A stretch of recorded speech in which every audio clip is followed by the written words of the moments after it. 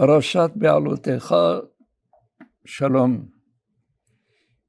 Parashat Be'alotecha fait suite à Parashat Nassau.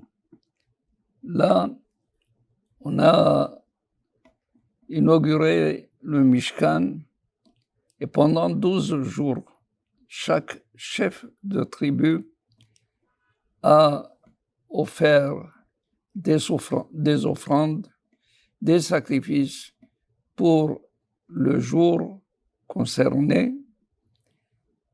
Et Aaron HaKohen, qui était lui le chef de la tribu de Lévi, a constaté qu'il était absent de cette inauguration, aussi bien lui que sa tribu, Shevet Lévi.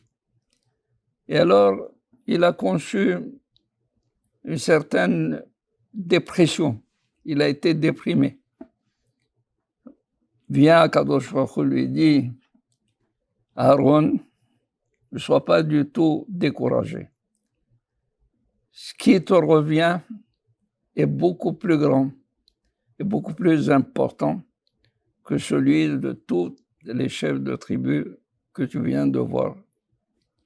Be'alotecha et hanerot. Toi, tu auras le privilège tous les jours, d'allumer le candélabre. D'allumer le candélabre pour Akadosh Baruch Hu. D'allumer le candélabre, c'est-à-dire la menorah, dans le Mishkan. Et alors la question se pose, Akadosh Baruch Hu a-t-il besoin de lumière, d'allumer des lumières dans le Mishkan? N'est-il pas lui la source de lumière pour le monde entier? Si bien que lorsqu'on a fait les fenêtres dans Beth Amikdash, elles étaient inversées.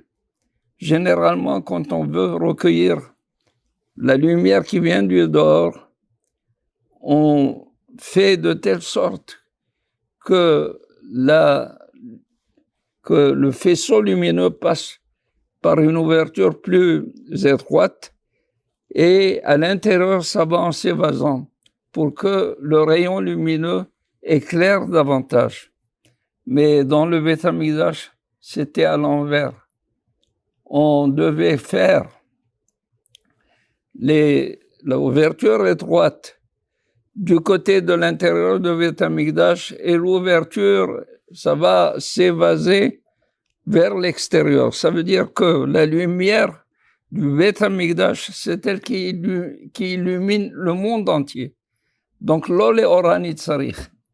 Mais le fait d'allumer les nerot, le fait de voir ces lumières s'élever et que tu mettes dans toutes les lumières la même quantité, le même volume d'huile, et que ce nerf qui se trouve devant l'Éternel, le nerf qui est central, qui se trouve face à l'Éternel, il continue à allumer même au-delà de 24 heures jusqu'au moment où vient le Kohen pour essayer de rallumer de nouveau les lumières. C'est pour cela que Akadosh Baruch Hu lui dit à Aaron, de quoi tu te plains? Be'alotecha, toi-même tu vas t'élever. En élevant les lumières, tu vas t'élever. Et Shelcha Gadol Mishelaim, ce qui t'appartient est beaucoup plus important que ce qui leur est revenu. Azim Ken, de là on apprend que l'homme ne doit pas se plaindre de son sort. Le sort que lui a donné Akadosh Baruch Hu, c'est le sort qui doit lui être destiné. Alors il faut être content, il faut être réjoui, il faut être absolument satisfait de ce qu'Akadosh Baruch Hu nous donne. C'est là le sens de la vie. Merci, Shabbat Shalom.